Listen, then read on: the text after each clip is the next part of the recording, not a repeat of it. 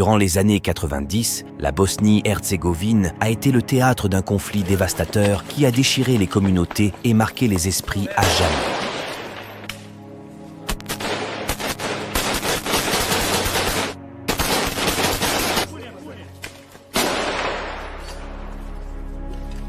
En septembre 2011, un internaute, Selko Begovic, a rejoint un forum de survivalistes et a publié « Mon expérience de l'effondrement en temps de guerre », un fil de discussion qui allait devenir légendaire dans les communautés survivalistes et au-delà. Dans cet échange, Selko détaille son expérience de vie dans une ville bosniaque de 50 à 60 000 habitants, assiégée durant la guerre entre 1992 et 1995. Le siège a privé les habitants de tout ce que les êtres humains modernes considèrent comme acquis et a mis à l'épreuve, avec une extrême brutalité, la capacité de Selko et de ses proches à survivre. Ce témoignage exceptionnel est une mine d'informations de première main, délivrée par un survivant de la guerre des Balkans.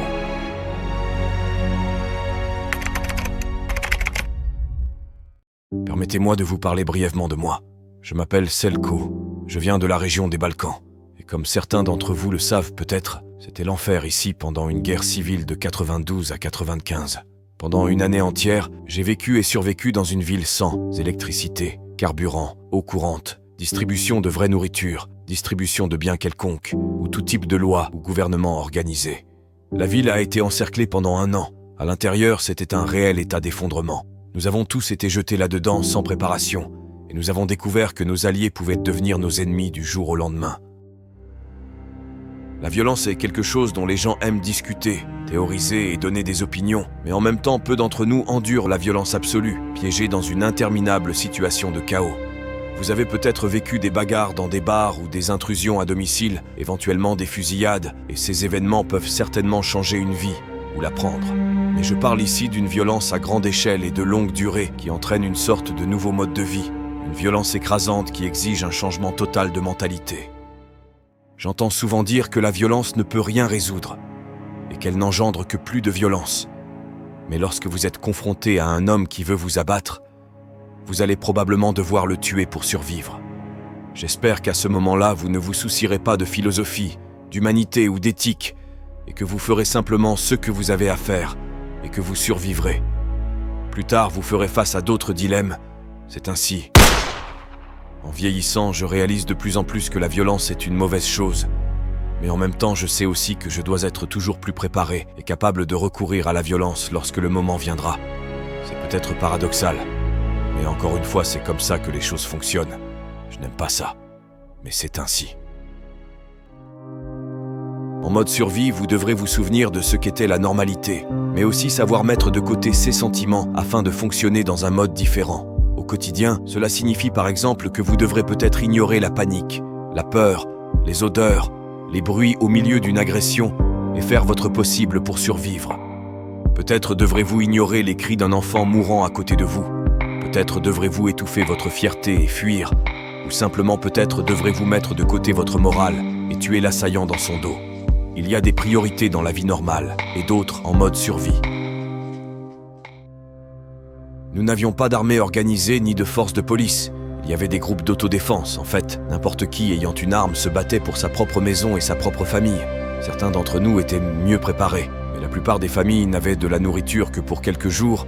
Certains d'entre nous avaient un pistolet. Quelques-uns possédaient un AK-47 quand tout a commencé. Quoi qu'il en soit, après 1 mois ou 2, les gangs ont commencé leur sale boulot. L'hôpital ressemblait à une boucherie. Les policiers avaient disparu. 80% des employés de l'hôpital étaient rentrés chez eux. J'ai eu de la chance. Ma famille était nombreuse à l'époque. 15 membres dans une grande maison, 5 à 6 pistolets, 3 kalachnikovs. Alors nous avons vécu et survécu, pour la plupart d'entre nous. Je me souviens que l'armée de l'air américaine larguait des rations de combat tous les 10 jours pour aider la ville assiégée. Que Dieu bénisse les États-Unis pour cela. Mais ce n'était simplement pas suffisant. Certaines maisons avaient de petits jardins avec quelques légumes. La plupart n'en avaient pas. Après 3 mois, des rumeurs ont commencé à circuler sur les premiers décès causés par la famine et par le froid. Nous avons démonté chaque porte, chaque encadrement de fenêtres des maisons abandonnées pour nous chauffer. J'ai dû brûler tous mes meubles pour alimenter le feu. Beaucoup de gens sont morts de maladie, principalement à cause de l'eau contaminée. J'ai ainsi perdu 2 membres de ma famille. Nous utilisions l'eau de pluie pour boire. À plusieurs reprises, j'ai été contraint de manger des pigeons. Il m'est même arrivé une fois de devoir ingurgiter un rat. L'argent ne valait plus rien. Nous échangions des choses. Le marché noir fonctionnait. Par exemple, pour une boîte de corned beef, vous pouviez avoir une femme pour quelques heures. C'était malheureusement la réalité. Je me souviens que la plupart de ces femmes étaient juste des mères désespérées. Des bougies, des briquets, des antibiotiques, du carburant, des piles, des munitions de fusil et bien sûr de la nourriture. Nous nous battions comme des animaux pour ça.